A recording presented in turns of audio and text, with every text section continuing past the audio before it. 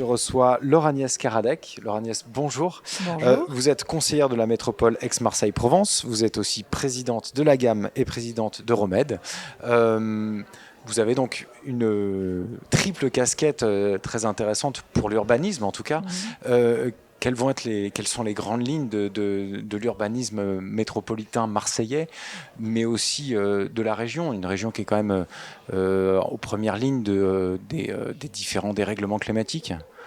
Et Oui, comment est-ce que vous y agissez en fait? tout à fait. Alors, la première mission, c'est de travailler sur tous les outils d'aménagement et de planification, c'est-à-dire à la fois le plan local d'urbanisme intercommunal qui a été approuvé fin 2019 et ces modifications qui sont approuvées au fil du temps puisque c'est un document vivant. Sur Euroméditerranée, c'est poursuivre l'aménagement, tout ça en cohérence aussi avec les grands documents de planification.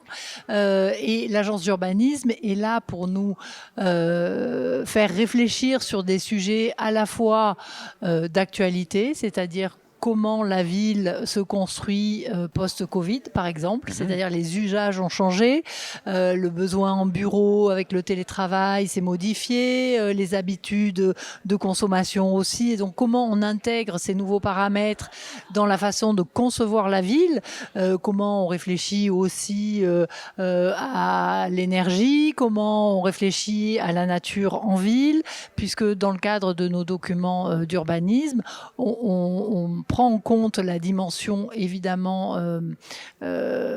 climatique, on va dire, puisque ville méditerranéenne, on la veut durable. On voit bien que les degrés augmentent d'année en année.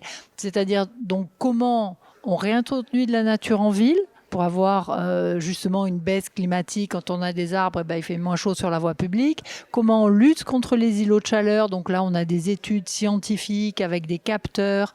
Et donc, on interviendra via de la réglementation sur les endroits les plus prégnants en matière d'îlots de chaleur. Comment on réintroduit un pourcentage d'espace vert dans les opérations. Et comment on développe aussi des solutions innovantes pour répondre aux enjeux de l'écocité, entre guillemets. Par exemple, sur Euroméditerranée, on a développé 2 boucles de thalassothermie, c'est-à-dire puiser dans la mer une eau à un degré constant et qu'elle rafraîchisse l'été ensuite, ouais. Et qu'elle chauffe l'hiver.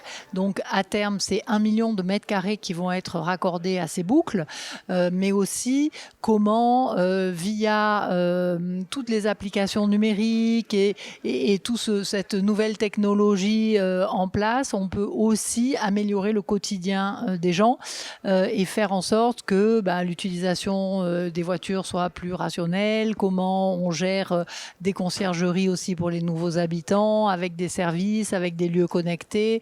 Voilà, c'est tout ce genre de choses et comment on est innovant aussi en matière de dépollution, puisque Marseille est une ville qui a accueilli des sites industriels lourds, avec l'arrière portuaire, à l'époque les savonneries, les huileries, donc des méthodes innovantes de dépollution, notamment avec des champignons sur Marseille. Enfin, voilà, c'est un laboratoire urbain et le fait d'être en opération d'intérêt national, on a le droit à l'innovation, c'est-à-dire que nous travaillons avec des partenaires qui ont des laboratoires de recherche et de développement pour avoir des solutions innovantes, non réglementées actuellement, qu'on peut mettre en œuvre et qui après seront déclinées dans une réglementation si elles sont efficaces. Et l'objectif, c'est aussi d'être un modèle reproductible à l'échelle du bassin méditerranéen. D'accord. C'est-à-dire que les technologies qu'on développe ici, on peut les développer aussi de l'autre côté de la Méditerranée. D'accord, ou surtout le pourtour méditerranéen. Exactement. Je voulais revenir sur le PLUI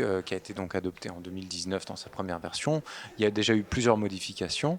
Vous parliez d'un document vivant et parlons un petit peu d'actualité. Quels vont être les prochains objectifs ou les prochaines améliorations que vous comptez ou qui vont être apportées en tout cas sur ce document? Alors on va dire 2 axes importants. C'est nature en ville.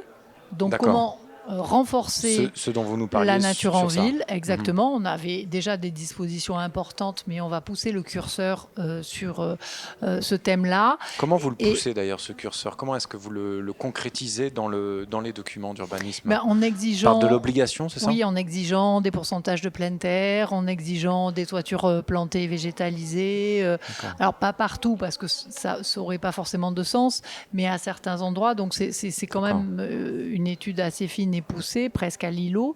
Et le deuxième axe, c'est urbanisme santé. C'est-à-dire que comment la qualité urbaine a une influence sur la santé, parce qu'on voit bien que l'environnement immédiat joue énormément sur la santé des personnes. Et donc, en fait, c'est aussi des dispositions de bon sens, c'est-à-dire la marchabilité, puisqu'il faut marcher 30 minutes par jour. Donc, comment on facilite la marchabilité, comment on prend en compte les zones urbaines qui sont les plus polluées pour éviter d'avoir des équipements petite enfance, personnes âgées, école crèche. Donc, voilà, on se base sur des données scientifiques pour corriger la réglementation à travers le document d'urbanisme. D'accord. Laure Agnès Caradec, merci beaucoup pour votre témoignage. Merci beaucoup.